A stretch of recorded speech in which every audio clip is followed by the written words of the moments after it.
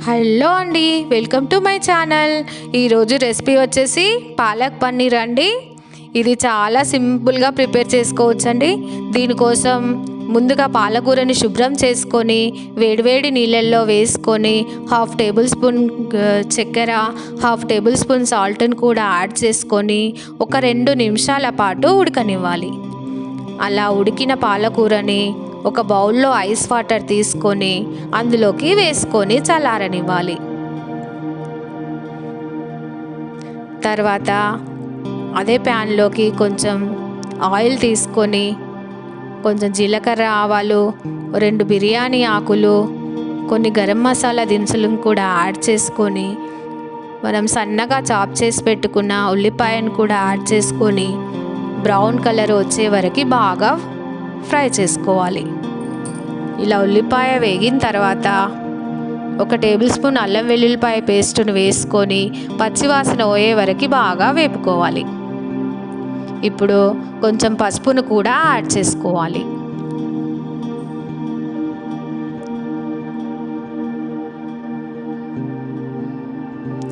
తర్వాత టమాటా ప్యూరీని కూడా యాడ్ చేసుకోవాలి. నేను టమాటా ప్యూరీ గ్రేవీకి బాగుంటుందని ఇక్కడ యూజ్ చేస్తున్నానండి. ఇష్టం లేని వాళ్ళు స్కిప్ చేసుకోవచ్చు. కొందరికి టమాటో పాలకూర కాంబినేషన్ నచ్చని వాళ్ళు టమాటా ప్యూరీని స్కిప్ చేసుకోవచ్చు. నేను గ్రేవీ కోసం ఒక 2 టమాటాలను ఇలా ప్యూరీ చేసి యూజ్ చేశానండి. ఇప్పుడు అది అలా మగ్గుతూ ఉండగా మనం ఉడికించిన పాలకూరను ఒక మిక్సీ జార్ తీసుకొని ఆ పాలకూర ఒక 2-3 పచ్చిమిర్చిని కూడా వేసుకొని బాగా ఫైన్ పేస్ట్ వచ్చేలాగా మిక్సీ పట్టుకోవాలి.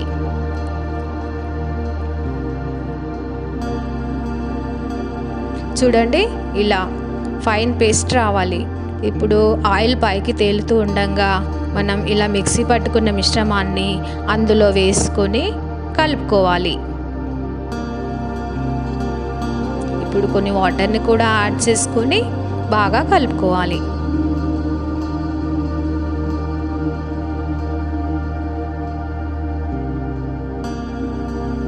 ఇప్పుడు 1 టేబుల్ స్పూన్ కారము, 1/2 టేబుల్ స్పూన్ జీరా పౌడరు, 1/2 టేబుల్ స్పూన్ ధనియా పౌడర్ వేసుకొని ఇంకోసారి కలుపుకొని మూత పెట్టుకోవాలి.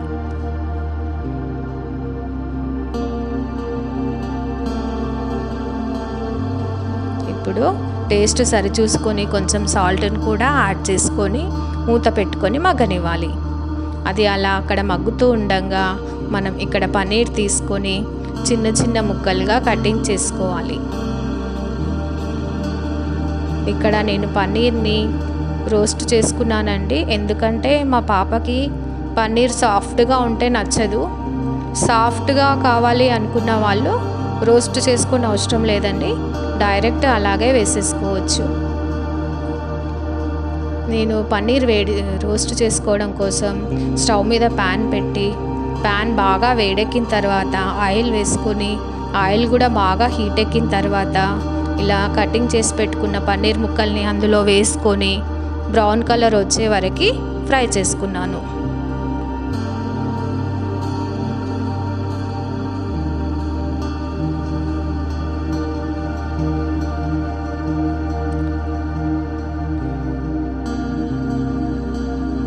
ఇప్పుడు ఇలా రోస్ట్ చేసుకున్న పన్నీర్ ముక్కల్ని ఇందులో వేసేసుకొని కలుపుకోవాలి.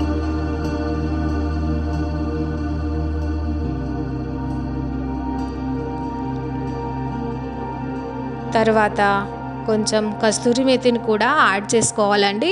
కస్తూరి మేతి యాడ్ చేసుకోవడం వల్ల చాలా మంచి ఫ్లేవర్ అండి, మంచి టేస్ట్ వస్తుంది పన్నీర్ కర్రీకి. ఇప్పుడు కొంచెం కస్తూరి మేతిని యాడ్ చేసుకొని బాగా కలుపుకోవాలి. ఫైనల్గా కొంచెం క్రీమ్ని, కొంచెం బటర్ని కూడా యాడ్ చేసుకొని కొంచెం బటర్ మెల్ట్ అయ్యే వరకు 1 నిమిషం పాటు అలా కలుపుకోవాలి. ఫైనల్గా కొంచెం గరం మసాలాను యాడ్ చేసుకొని కలుపుకొని సర్వ్ చేసుకోవాలి. అంతే, ఎంతో టేస్టీగా ఉండే పాలక్ పన్నీర్ కర్రీ రెడీ. ఇది చాలా సింపుల్ అండి. అసలు పెద్ద ప్రాసెసే ఉండదు. చాలా సింపుల్గా క్విక్గా ప్రిపేర్ చేసుకోవచ్చు. ఒక 15 మినిట్స్లో రెడీ అయిపోతుందండి. చూడండి ఎంత బాగా కుదిరిందో, చాలా పర్ఫెక్ట్గా వచ్చిందండి. టేస్ట్ కూడా చాలా సూపర్గా ఉంది. నచ్చిందా? నచ్చితే ట్రై చేసి ఇలా ప్రిపేర్ చేసుకొని చపాతీలోకి కానీ, రోటీలోకి కానీ, లేదా జీరా రైస్లోకి కానీ సర్వ్ చేసుకుంటే చాలా టేస్టీగా ఉంటుందండి. ఈ రెసిపీ కనుక మీకు నచ్చినట్టయితే ఎలా వచ్చిందో కామెంట్ చేయండి. Please like, share, subscribe to my channel. Thank you for watching. Bye bye.